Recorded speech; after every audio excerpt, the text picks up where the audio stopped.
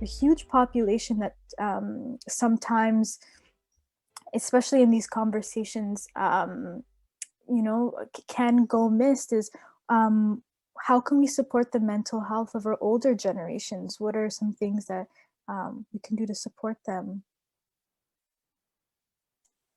Yeah, so I mean that's such a key question as well. So engaging older folks, allowing our elders in our community to be part of the conversations, to be part of our experiences, to not, it seems extreme, but to not be locking them up in seniors' homes. I understand that circumstances and situations happen, but we need to engage our elders and allow them to feel like they're part of the family. So there's pieces that they may play that you know, it's necessary and needed that we allow them to feel included, right? That they're not to the side, but they're usually part of the family. You do things with your grandparents, you maintain a healthy sense of connection. And outside from that, generally, I think it's providing services. So one thing we did is, as part of our organization, that they provided computer training for seniors. And so it may seem simple, but within that training, we're having these intergenerational conversations. So the younger folks were actually teaching the seniors how to use the computer, right? Simple things that we may overlook, but that also leads to increased levels of mental health, because now they feel like they're able to do these things that were creating anxiousness. And if you tell an older person, you don't have Facebook, you don't know how to use Facebook, like these are things that make them feel like they're not part of what's happening, right? So kind of keeping the lines of communication open, but also opening up doors of opportunity that can be utilized to support their mental health, and doing it sometimes, again, looking outside of the box of how that can be done, and bringing services, resources to them. I always tell my like my mom, who's now become a senior and stuff like that. It sounds so funny that these people are now seniors to me, but it's exposing them to things that I might be using as opposed to the medications. Again, alternatives. They may forget some of the things that they used to tell us, so now we're reminding them, right? Of not having to go to the Tylenol and the Advil and stuff for the headaches. Utilizing some peppermint oil and rubbing it on your head, and these kind of things are things that we were learned. They taught us, and some of them are forgetting. So we also can connect them back. Yeah, the key to connection, and also the shared knowledge. Everyone in the scenario is coming in with a unique sense of knowledge and wisdom, and that exchange is so critical, not only for the mental health of us at the individual level, like at the child or the adult or your older generation, but just as a unit, supporting that mental health in that capacity as a collective is a key piece that sometimes goes missed in some of these conversations. How do these all connect? I'd like to throw this same question to Tracy. Tracy, what are your thoughts on that? Okay.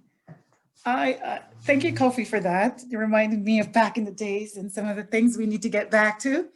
But yes, I think for the older folks, just to show a stats out there, they said it is said that by 2020, which was last year, depression will be the most highest mental illness amongst our older folks, depression, because isolation and you've been set aside. And as I'm getting older, I would hate to think that once I reach a certain age, everybody around me thinks that I am just no use, put her in a corner. I would hate to think that. So I think it's as Kofi said, it's knowledge and feeling valued.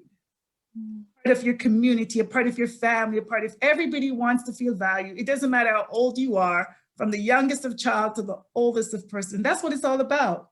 Feeling value and that your community values you. There's, reminding them of the strengths that they had. They don't lose them. They might just do them in different ways. And so if you make space and give them opportunity, they love to tell us what we're doing wrong and to teach. That's just them. Give them opportunity to do those things. My grandma lived till she was 90. She passed away 96 years old. And she always said what kept her alive? Music Because boy, even when she couldn't get up, those legs, once you put on those Caribbean music, it just brought joy, music, and the fact that we needed her. If that was to make the special meal, for us, if that was to do the special, watch the child for 2 seconds, feeling valued and feeling that you are part of something. I see in the church, one of their biggest fear, the older, we call them overcomers, seniors, is something they've been doing for the past 40 years, 50 years in church, and all of a sudden to just be put aside and no longer being used. It's their greatest fear. It's terrifying for them. So how do we create space to let them know that they have so much to offer us, and we can learn from them and they can learn from us? And it's all about feeling value. I think that's what we all want. That's what we strive for. And it's no different for our senior folks. Absolutely. That's so key, being valued, being respected, and being cared for with everything that you're coming into this world sharing, and having that, up until, we reach our older age. Meghan, I'd like to ask you the same question. Do you have any thoughts about that? How we can support our older generations and their mental health. Yeah. So in Ottawa, there's Jackie Combet who brought me in to do a mindfulness, like well-being kind of wellness session with the elders. And there is that resistance Tracy talks about, just because there's a lot of faith in our older generations and our elders, faith-based anyways, approaches or beliefs around what I teach. And so I would model what those organizations are doing, like Jackie Combet, like our community organizations, our non-for-profits, our grassroots, in having individuals like myself, Kofi, Yell, even like a holistic approach to including them into some of these virtual offerings, even in this time, because they did this virtually. So they support them in how to get them ramped up onto the Zoom and how to use the Zoom and so on, by creating kind of like fact sheets, dropping them off to their space so they can, follow kind of step by step. Some of them, most of them, well, I will say some of them, I don't know if most of them, but some of them have like PSWs or some type of support with them, some type of support, even if it's in a home that they're in. And so you work with those individuals in the home to help get them into these sessions, the abilities to connect with other Afro-Caribbean Black people, but around wellness, around mental health, and different ways to look at it. And very much so, the resistance was very present.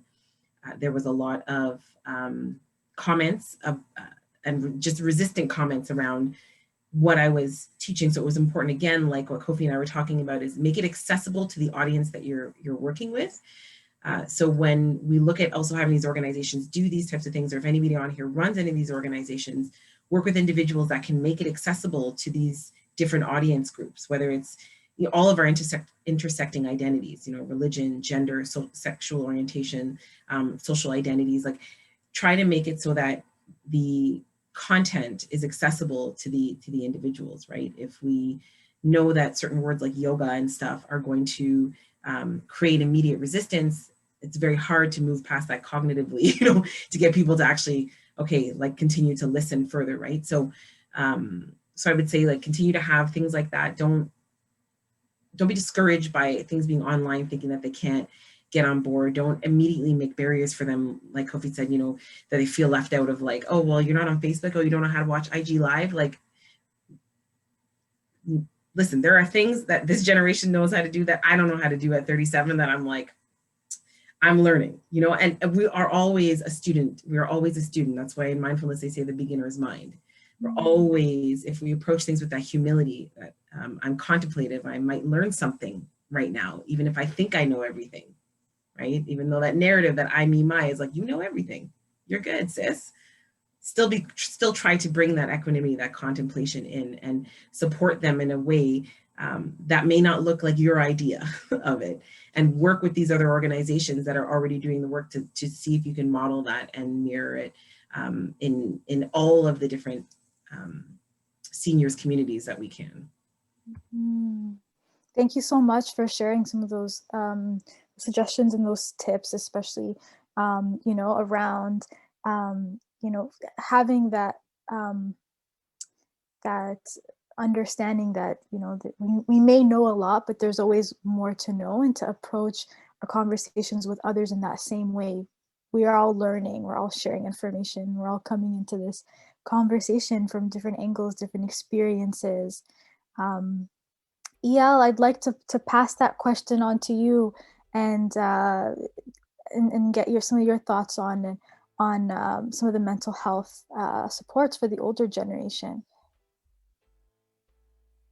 Yeah, I think just to kind of fall in line behind everybody else is to help them feel connected, help them remain connected to what they've been doing, like as they age, accessibility or mobility, or being able to continue on. Like there's so many, I'm just thinking about programs, but just programs for them to have their daily outings, to have their weekly routines, to have their community of support, whether it's, you know, the elders have, you know, certain discounts with workouts and movies and things like that, to help them stay connected to their community, so they can have that type of, I think someone spoke to to have that value, to have that purpose, and to have that connection, so that they can go on from their day to day, even though they're older. It still doesn't mean that they've lost their sense of entertainment, they lost their sense of connectivity.